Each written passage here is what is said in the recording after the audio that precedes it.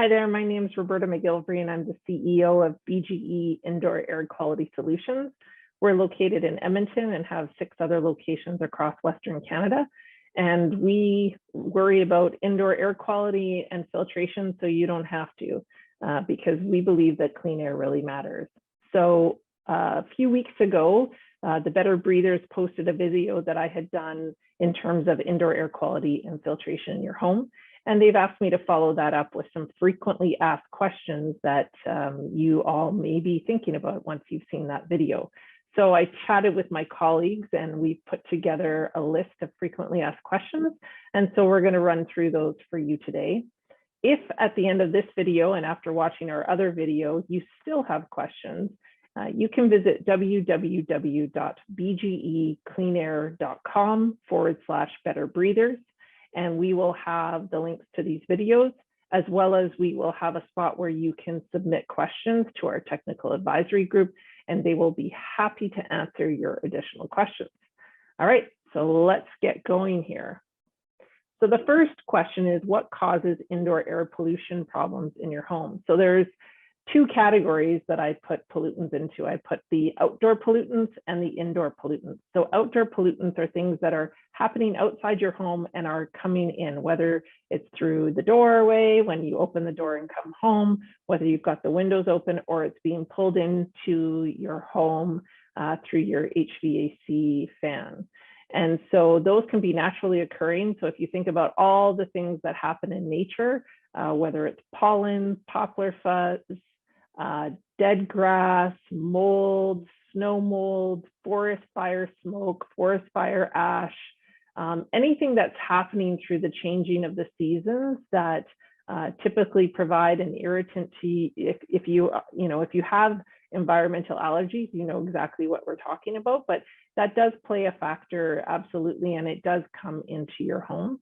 You also have to look at the neighborhood that you're living in. Are you close to an industrial park where there's a lot of emissions coming out of the organizations that are processing different things? Are you in a heavy traffic area where you've got a lot of hydrocarbons and exhaust being generated from the traffic?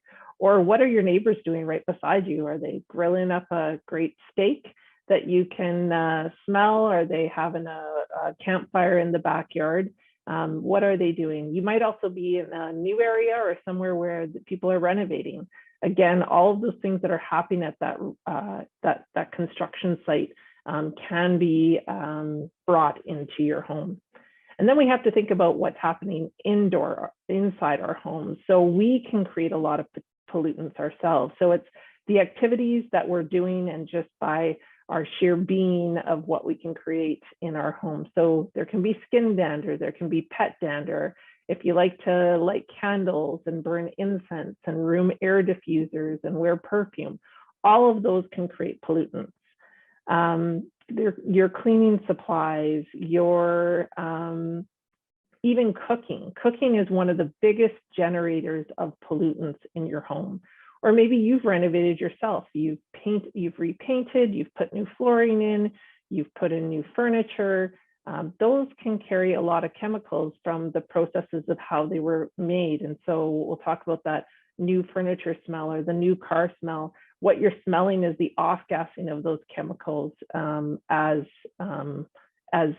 it dissipates the newness of those materials. And so those are all things that you want to be mindful about when you think about indoor air pollutants. So what sort of pollutants should you be worried about? So I'll talk about 4 different pollutants. The first 2 are called PM 2.5 and PM 10. And you've probably heard these terminology if you've heard the air quality index. This summer, we've heard that that's gone to elevated levels due to forest fires or smog. So PM 2.5 is any particle that is 2.5 microns in size or less, and PM 10 is any particle that is 10 micron sizes or less. And to put that all into perspective, 1 follicle of human hair is 50 to 70 micron size in just one follicle. So we're talking about 2.5, and a human hair is about 60 micron sizes. And so those PM 2.5, those particles, PM 2.5 or less, that can get lodged into the lower part of your lungs and can be quite an irritant and cause quite inflammation, and can cause long-term, short-term and long-term concerns. And if we think about the coronavirus and talk about how it can be spread airborne, what they're really worried about is particulate size that is 0.3 micron sizes. So just think about that difference of PM 2.5 to 0.3. So those are the ones that you should be really concerned about.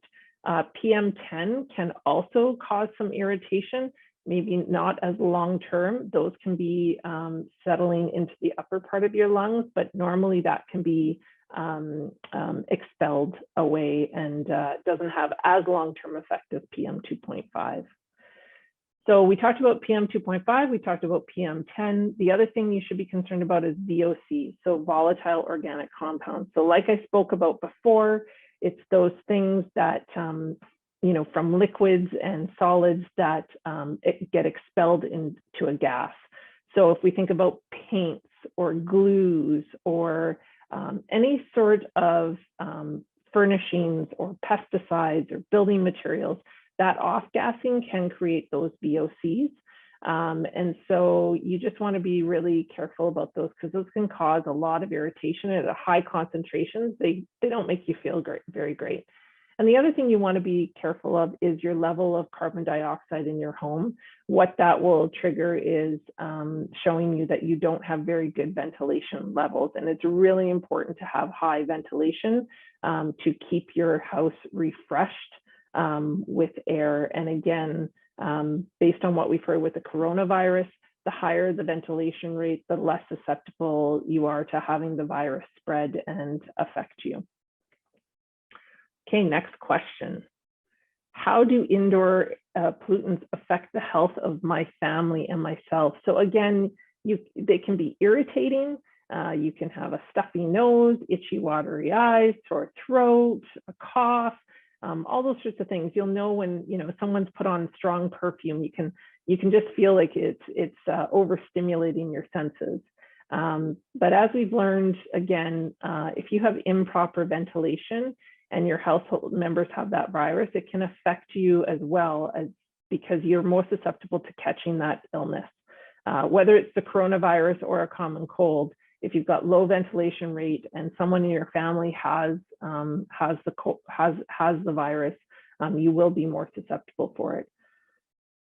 So how do I know if there is an air pollution or air quality problem in my house? So like I said before, when there's really strong particulate or VOCs, you sense it. And maybe what you'll feel is, you feel one way at home, but when you go out on a walk and it's a beautiful, clean day, you feel better. Or you go to another environment where the air quality is better and you feel better. So you might already have a bit of a sense that you just don't feel great at home, but you want to back that up with some scientific evidence. And so I recommend that you get a indoor air quality monitor that you can bring home, and you can test your temperature levels, your humidity levels, the PM 2.5, PM 10, the VOCs, and your level of CO2. So what can I do to reduce pollutants? Well, the best way to reduce pollutants are eliminate them. So if you realize that, burning candles and incense and scented products bother you, then just eliminate those and don't have those anymore. It's not as easy to eliminate cooking, which is a very large producer of indoor pollutants. So I recommend that you're running your kitchen exhaust fan, you're opening a window, and you're running your HVAC system fan continuously while you're cooking for that. The other thing that's important, of course, is your filter. So make sure you have a good filter in your system that will, again, protect you from the pollutants that are coming in to your house, as well as as your system is refreshing the air within your space, that filter will protect you from some of those indoor pollutants getting reintroduced into the space.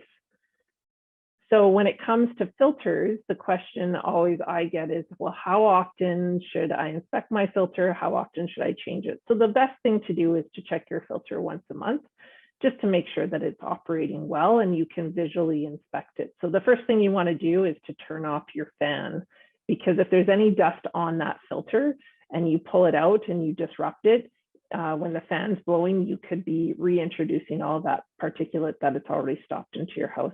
The other thing is to protect you. You don't want to be working around an operating fan when you're pulling your filter out and you've got your fingers in the system. So when you pull out the filter and you go to inspect it, you want to look for a few things. You want to make sure that the filter is still in good condition. If you're starting to see a dust cake or particulate really loading on the filter, it's probably time to change the filter. If it's a pleated filter and you're starting to see bridging between the pleats, that's another good indication. And if the filter is really discoloring, so maybe it started as white and it's turning gray, or maybe there was a color. Sometimes there's a color indicator on the filter on the air entering side, the air leaving side. If that color has gone away and now it's filled with dirt, that's also a good indication to change your filter. We run our fans continuously, and we run our systems in the winter and in the summer. And so my rule of thumb is I change my filter every 3 months. So I just try and look at the changing of the season and just make sure first day of summer, first day of fall, first day of winter, first day of spring, that's when we change our air filter. Okay, next question. Does a high efficiency furnace change the type of furnace filter I need, or is it the same as if I have an older, lower efficiency model? So if you've just upgraded furnaces, chances are you're going to need a different filter.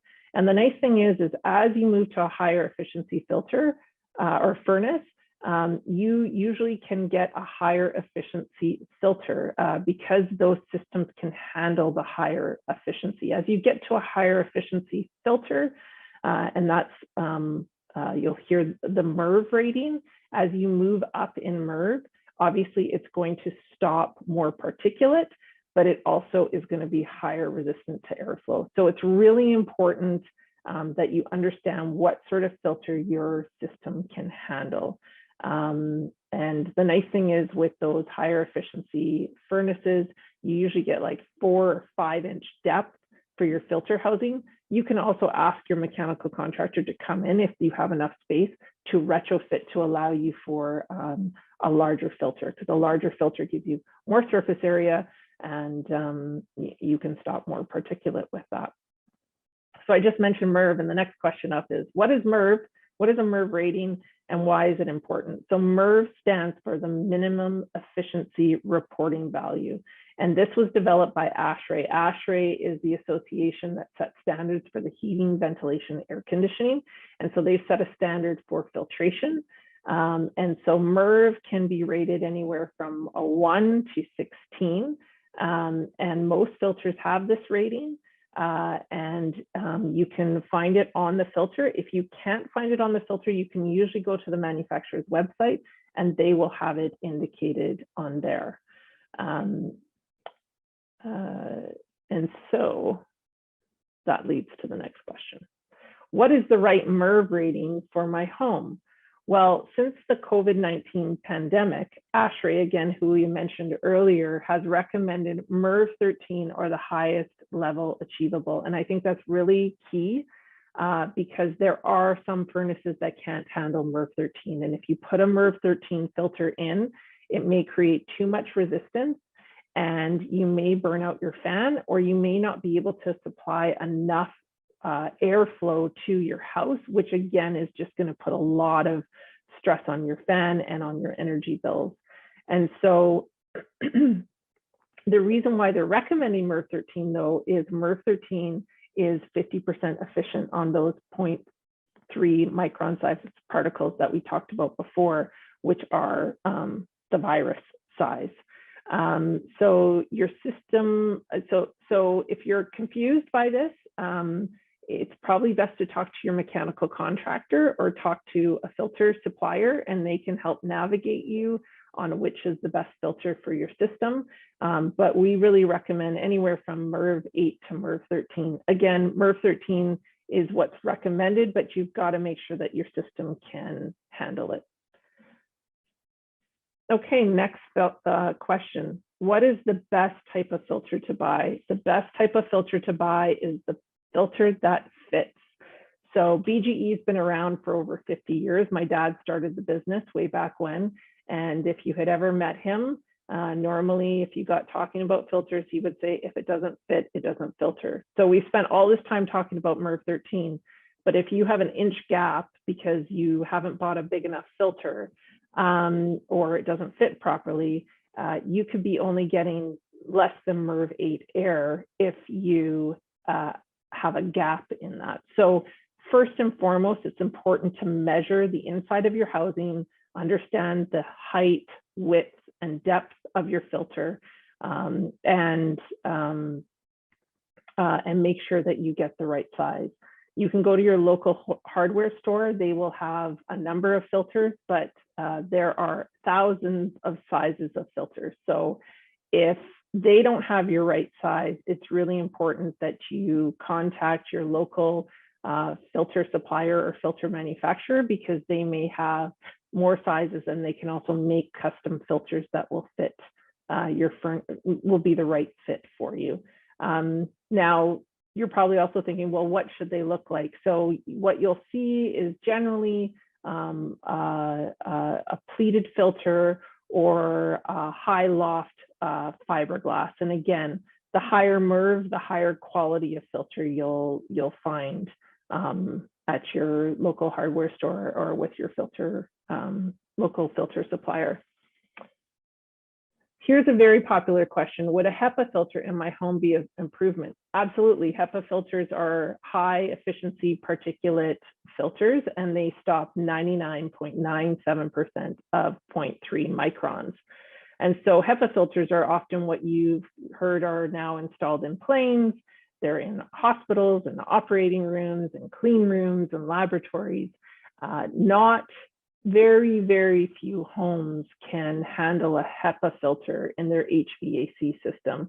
So again, like we've talked about, as you go higher in your MERV rating or as you move to a HEPA filter, you could starve your system for air and you could burn out your fan. So there is an opportunity to have a HEPA filter in your home if you'd like to supplement your furnace filter with a room air purifier. So there are a lot of room air purifiers out on the market that have a HEPA filter in it. And so that can allow you to achieve better filtration in a certain space in your home.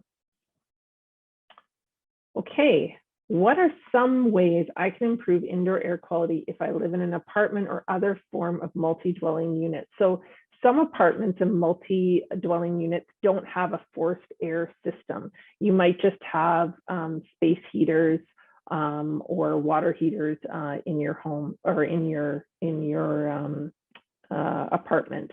And so some easy things you can do is run your bathroom exhaust, run your kitchen exhaust, open your window.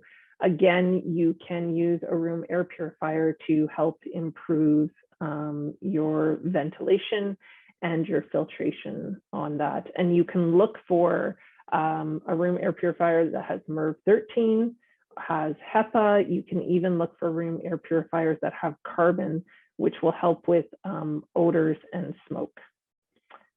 Okay, the next question is, the air quality outside has been poor lately. What should I do to prevent it from entering my home? That's a great question. So our air quality has not been great throughout the summer due to the smoke that has come in from forest fires. So at that time of year, when that's happening, you want to keep your windows and doors closed, and you want to, again, if you upgrade to MERV 13, that's going to help reduce the amount of smoke that is coming into your home.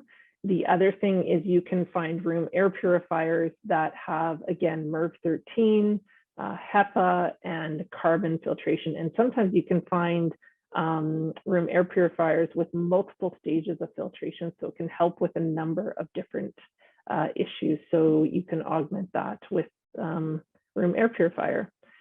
And what can I do to improve ventilation in my home, and why is it important? So again, there are a few ways you can improve ventilation. Running your fan continuously on your HVAC system. If the air quality is okay outside, open your windows, run your bathroom exhaust, run your kitchen exhaust fans. And again, you can also add a room air purifier to help with that ventilation. So those are the questions that we put together. I hope those were helpful. Again, reach out to us, www.bgecleanair.com/Better Breathers. Please give us a call. You can always come and visit us at our location. And I hope that this provided a little bit more information, and wishing you health and safety, and be well. Take care.